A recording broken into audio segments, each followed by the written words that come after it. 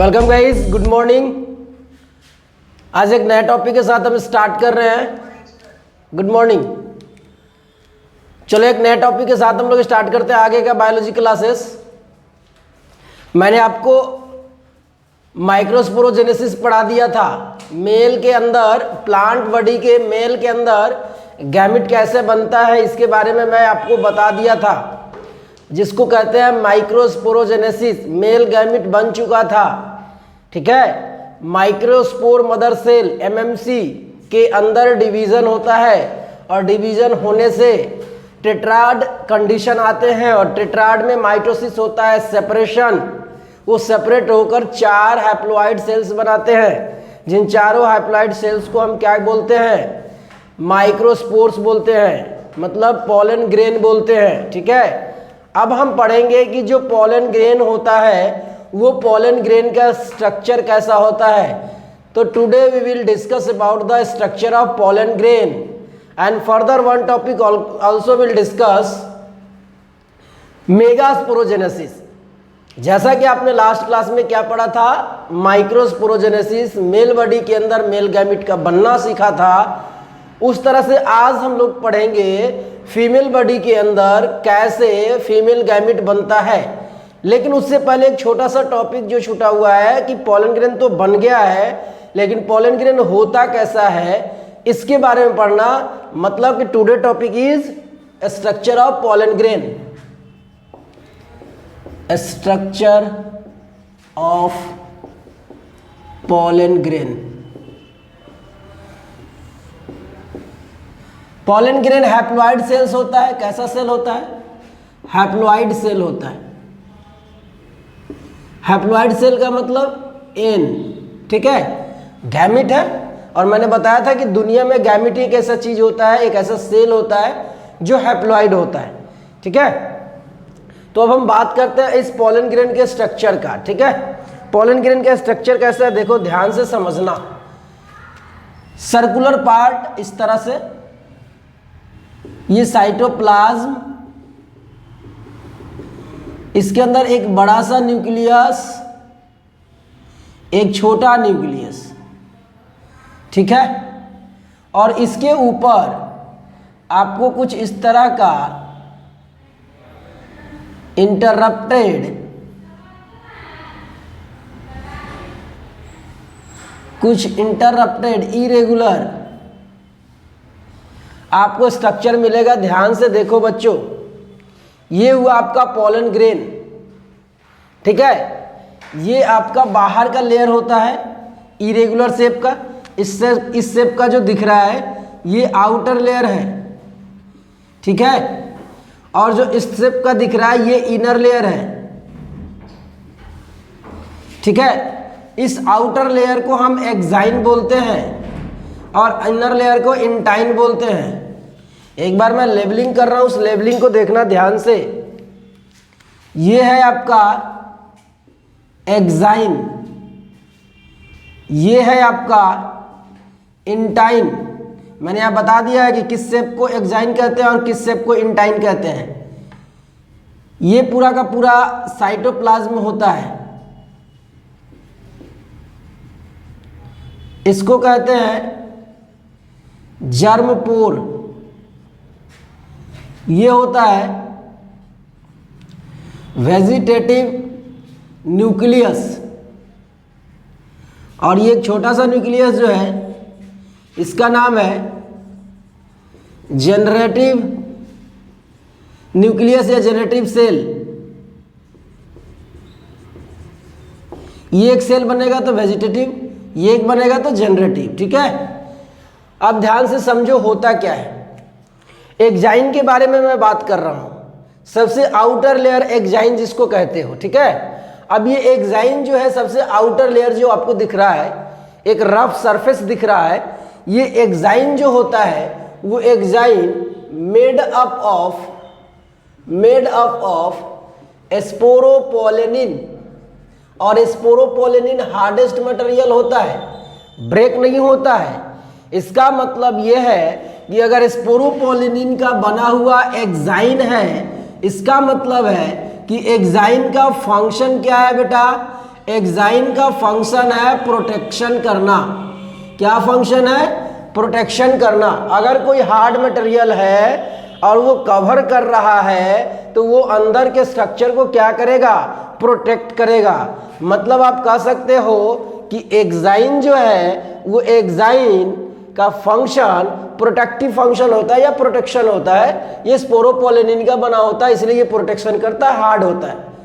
लेकिन इससे एक प्रॉब्लम आया कि अगर ये hard material sporopollenin pollen grain को फुल्ली चारों तरफ से घेर ले तो अंदर के जो न्यूक्लियस है वो कैसे बाहर आ पाएंगे, या वो अंदर के जो जनरेटिव सेल्स है वो न्यूक्लियस के साथ जनरेटिव न्यूक्लियस जो है वो फीमेल गैमेट से कैसे फ्यूज कर पाएगा। तो इसको, इस प्रॉब्लम को दूर करने के लिए जो बनावट आया, जो स्ट्रक्चर आया, वो कुछ इस तरह का आया कि ये इरेगुलर शेप का स्ट्रक्चर है जो एग्जाइन है इसको डिसकंटिन्यूअस कर दो। मतलब कि ये डिसकंटिन्यू लेयर होता है, कंटिन्यू लेयर नहीं होता है, डिसकंटिन्यू होता है। और जो डिसकंटिन्यूअस होता है उसको कहते हैं germ pore. A pore like structure, a pore like structure which help to dehiscence of generative nucleus। एक तरह से कहो कि ये जर्म पोर ही है जहां से ये फटता है और न्यूक्लियस बाहर निकलता है। मतलब जर्म पोर कहीं ना कहीं जनरेटिव न्यूक्लियस को, जनरेटिव सेल को, जर्म सेल को अंदर से बाहर निकालने का काम करता है। ये जर्म पोर का काम है। और जर्म पोर कहाँ पे प्रेजेंट होगा? डिसकंटिन्यूअस लेयर जो होगा इन एग्जाइन उसके बीच में प्रेजेंट होगा, जैसा कि आपको स्ट्रक्चर के अंदर दिख रहा होगा। दूसरी बात आया इंटाइन। सर इंटाइन क्या होता है? देख लो यहाँ पे, इंटाइन जो है अगर बात किया जाए तो ये इनर लेयर है, inner layer of pollen grain. Pollen grain का ये इनर लेयर है। दूसरा बात किया जाए तो ये स्मूथ लेयर होता है। कैसा लेयर होता है? स्मूथ लेयर होता है, इरेगुलर या बल्जिंग कुछ नहीं होता है, सिंपल स्मूथ लेयर होता है, एकदम प्लेन। ठीक है। तीसरा बात किया जाए तो ये कंटिन्यू लेयर भी होता है। ये कहीं भी इंटरप्टेड नहीं होता है, टूटा फूटा नहीं होता है, कहीं भी जगह नहीं छोड़ता, ये पूरा का पूरा कवर करके रखता है। स्मूथ है, ये टूट जाएगा और यहाँ से न्यूक्लियस निकलने के में आसानी होगा। ये अंदर का लेयर है, इनर लेयर है, स्मूथ लेयर है और कंटिन्यू लेयर है। ठीक है। और दूसरा बात, surrounds the cytoplasm of pollen grain. Mainly pollen grain का जो साइटोप्लाज्म है उसको ये सराउंड करता है। अगर बात मैं करूं कि ये एग्जाइन और ये इंटाइन बनते कहाँ से हैं, अगर इसकी बात किया जाए तो याद करो मैंने टैपेटम के फंक्शन में आपको पढ़ाया था कि टैपेटम जो होता है वो स्पोरोपोलिनिन को सिक्रेट करता है। ठीक है। इसका मतलब है कि एग्जाइन जो है वो किससे बनेगा? एग्जाइन बना होता है किससे? बताओ। ये एग्जाइन की बात करें तो एग्जाइन जो होता है वो मेड बाई टैपेटम, ये टैपेटम के द्वारा बनाया जाता है या सिक्रेट किया जाता है। ठीक है। और इंटाइन की अगर बात किया जाए तो ये इंटाइन जो होता है, यहां लिख देता हूं, ये इंटाइन मेड ऑफ या मेड बाई अंदर के लेयर माइक्रोस्पोर जो होते हैं उसके द्वारा। माइक्रोस्पोर मतलब खुद ये जो पोलन ग्रेन है पूरा ये साइटोप्लाज्म ही इस लेयर को बनाता है। तो माइक्रोस्पोर इंटाइन को बनाता है और बाहर के जो लेयर होते हैं मतलब ये जो एग्जाइन होता है वो टैपेटम बनाता है। ठीक है। बात समझ में आ रहा है? टैपेटम के द्वारा क्या बनाया जाता है? एग्जाइन बनाया जाता है। और खुद जो माइक्रोस्पोर होता है जिसके बारे में आप पढ़ रहे हो पोलन ग्रेन, ये खुद पोलन ग्रेन, ये खुद माइक्रोस्पोर क्या बना देता है? इंटाइन बना देता है। इंटाइन कैसा लेयर होता है? स्मूथ लेयर होता है। ये कैसा लेयर होता है? ये डिसकंटिन्यूअस ही कह लो या रफ सरफेस भी कह सकते हो कि ये रफ भी होता है। ठीक है। ये रफ भी होता है, स्मूथ की जगह पे यहाँ पे रफ। ये इनर लेयर है तो ये आउटर लेयर है। बात कर लेंगे भी, थोड़ा सा डिफरेंसेस हम लिख लेंगे। अब इसका मतलब समझो, सबका फंक्शन मैंने बताया आपको। एक्साइन दिख रहा है सबको? सबको दिख रहा है जी? नहीं बोल रहे? दिख रहा है, बोला कर यार, सर कंफ्यूज हो जाते हैं। अब हम पढ़ा रहे हैं, पता चले कि तुम लोग को दिख ही नहीं रहा था, पता चला मेरा एनर्जी सब बेकार चला गया। वो भी इतना गर्मी में, वो भी इतना गर्मी में क्या हालात हो रहा है देख लो, पसीने पसीने। अब एक एक करके भी समझा देते हैं, वो भी देख लो। सर ऊपर वाला दिख रहा है? वो तिरछा चला गया, स्ट्रक्चर दिख रहा था, तिरछा लिख ही देते हैं। तक यहाँ तक दिख रहा है, यहाँ तक? हाँ हाँ, इधर दिख रहा है जिधर हम खड़े हैं?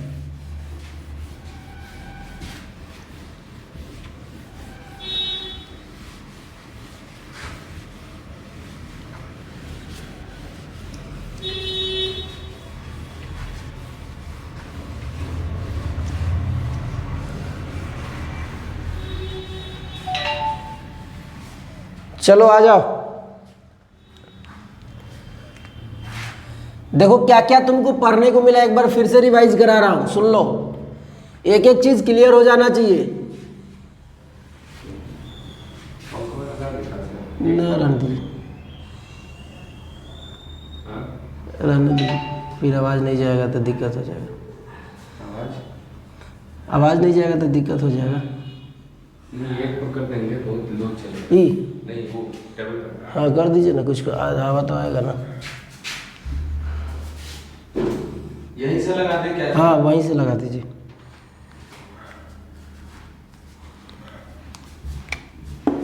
बहुत गर्मी है, देख रहे हैं? लगता है लाना पड़ेगा।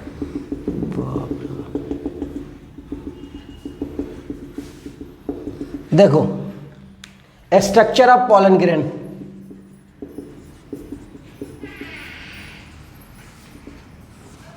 Structure of pollen grain, labelling फिर से याद करो। एक्साइन, ये intine, germ pore, vegetative nucleus, generative nucleus, cytoplasm. बात समझ में आया? अब देखो क्या क्या है, एक एक चीज देखना। इधर लिख रहा हूं सबको, मतलब हर चीज आपको क्लियर हो जाना चाहिए। एक एक टॉपिक पे बात कर लो। एक्साइन के बारे में बात कर लो, इंटाइन के बारे में बात कर लो, उसके साइटोप्लाज्म के बारे में बात कर लो, उसके जो न्यूक्लियस है वेजिटेटिव और जनरेटिव उसके बारे में बात कर लो। बात समझ में आ रहा है नहीं आ रहा है? ठीक है। जर्मपोर की बात कर लो। तो मेरे साथ तुम लोग रिपीट करना, अपने मन के अंदर सोचो कि मैं जो बोल रहा हूँ वो सही है नहीं है, मतलब क्या अभी वही बात किया गया है, उसको रिपीट करो एक बार। जैसे एक्साइन टॉपिक के बारे में बात कर रहा हूँ कि अगर एक्साइन के बारे में बात किया जाए तो एक्साइन क्या है, तो एक्साइन और इंटाइन कुछ एक तरह से लिखते हैं या समझते हैं। पहला तो पॉइंट है कि ये आउटर लेयर है, ठीक है, ये इरेगुलर है, बल्जिंग है, ठीक है। दूसरा बात करेंगे कि ये made up of sporopollenin, sporopollenin hardest material होता है। दूसरा मेड बाई या सीक्रेट बाई टैपेटम, और लास्ट में it protect the pollen grain, it protect the pollen grains, ये पोलन ग्रेन्स को प्रोटेक्ट भी करता है। ये कुछ इस तरह का फंक्शन है, देख लो। मतलब पूरा का पूरा ये एक्साइन के बारे में है कि एक्साइन एक आउटर लेयर है, एक्साइन इरेगुलर और बल्जिंग स्ट्रक्चर है, ठीक है। इसके बाद ये स्पोरोपोलेनिन का बना होता है, ये सीक्रेट टैपेटम के द्वारा किया जाता है, ये पॉलन ग्रेन को प्रोटेक्ट करने का काम करता है, और ये इरेगुलर होता है तो इसके पास जो इरेगुलरिटी वाले जगह होते हैं, जो स्पेस छूटते हैं, उस स्पेस को क्या कहते हैं, ये सुनो। इसके पास ये जर्म पोर वाला कहानी है, जो इरेगुलरिटी के बीच में जो जगह छूटती है वो जर्म पोर बनता है। देखो यहाँ पे इसको जर्म पोर कहते हैं। तो जर्म पोर को फिर हम अलग पढ़ेंगे, ठीक है। दूसरा पॉइंट देखो ध्यान से, दूसरे पॉइंट की बात कर रहा हूं मैं, क्या, एक्साइन की बात कर रहा हूं, ठीक है। दूसरा पॉइंट है exine. Second point sorry intine. दूसरा पॉइंट इंटाइन की बात करेंगे। अगर इसकी बात करेंगे तो ये क्या हो गया, इनर लेयर हो गया। दूसरा क्या हो गया, ये स्मूथ हो गया, ठीक है, स्मूथ और प्लेन दोनों कह सकते हो, ठीक है। और इसके बाद क्या हो गया, ये कंटिन्यू लेयर हो गया, कहीं भी इंसर्प्शन नहीं है, छुटा हुआ नहीं है, ठीक है। ये स्पोरोपोलिनिन का बना होता है। तो ये देखो किस चीज का बना होता है, made up of cutin and pectin, ठीक है, क्यूटीन और पैक्टीन। सेलुलोज भी लिख सकते हो, ठीक है।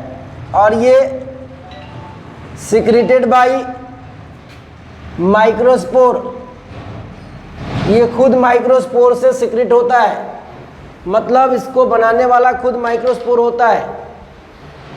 यहां तक दिख रहा है ना, ये खुद माइक्रोस्पोर बनाता है इंटाइन को, लेकिन एक्साइन को कौन बनाता है, टैपेटम बनाता है। तो आप याद रखेंगे टैपेटम से एक्साइन बनता है और माइक्रोस्पोर से इंटाइन बनता है, ठीक है। ये भी कहीं ना कहीं साइटोप्लाज्म को सराउंड करता है और ये प्रोटेक्ट करने का काम करता है, क्योंकि स्पोरोपोलिनिन का बना होता है, और स्पोरोपोलिनिन जो होता है वो हार्डेस्ट मटेरियल होता है। एक जर्म पोर की बात करता हूं मैं। जर्म पोर क्या है, बस जर्म पोर एक पोर लाइक स्ट्रक्चर है, एक जगह है जहां से इंटाइन टूट जाता है और न्यूक्लियस बाहर आ जाता है।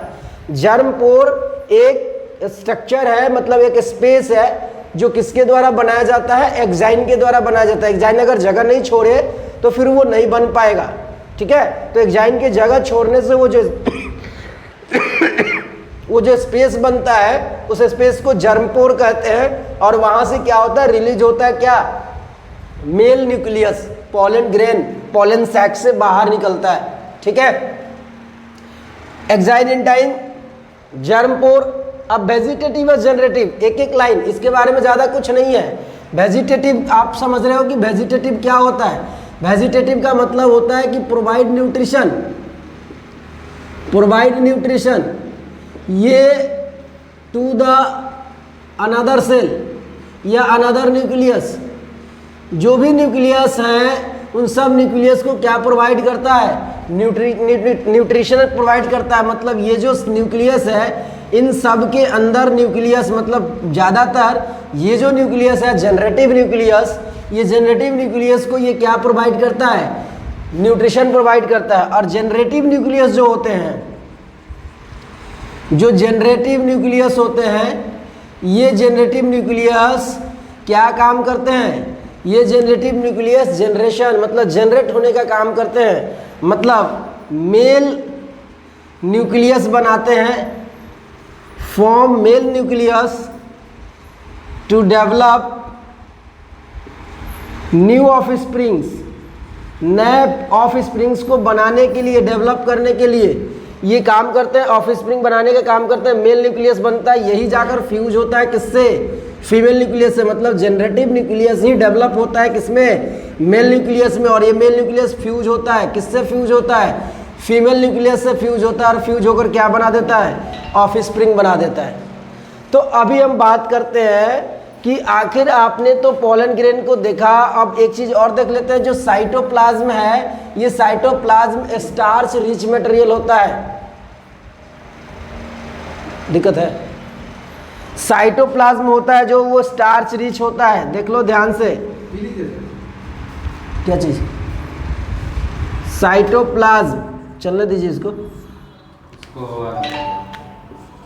स्टार्च एंड स्टार्च ही लिखो, ऑयल भी होता है लेकिन स्टार्च रिच लिख लो। ये स्टार्च रिच होता है। देखो 2 मिनट क्या है लिखा हुआ, नोट कर लो। रेडी कीजिए, ये तो आप वीडियो काट भी दीजिएगा जो आएगा एक बार। पॉज करो। चलो समझ रहे हो बच्चों, आवाज़ जा रहा है क्लियर कि नहीं जा रहा है, बोल देना। ये सब आपका पोलन ग्रेन के बारे में जो भी ये था टॉपिक था, पोलन ग्रेन से रिलेटेड मैंने आपको बता दिया कि ये पोलन ग्रेन हो गया। जब भी वो जो टेट्राड कंडीशन बनता है, जब भी पोलन ग्रेन बनता है उसमें दो न्यूक्लियस बनना तय बात है, एक वेजिटेटिव न्यूक्लियस, एक जेनेटिव न्यूक्लियस। जैसे जैसे ये पोलन ग्रेन मैच्योर होता है, ये वेजिटेटिव न्यूक्लियस न्यूट्रिशन प्रोवाइड करते करते ख़त्म हो जाता है और जेनेटिव न्यूक्लियस जो होता है वो डेवलप करके मेल न्यूक्लियाई बना देता है, और यही मेल न्यूक्लियाई जो है आगे चल के फीमेल न्यूक्लियाई से फ्यूज करता है और ऑफस्प्रिंग बनते हैं। कोई दिक्कत किसी को? किसी को दिक्कत है तो पूछ लो पोलन ग्रेन से रिलेटेड। पोलन ग्रेन के आगे बढ़ेंगे हम, अब फीमेल गैमेटोफाइट की बात करेंगे।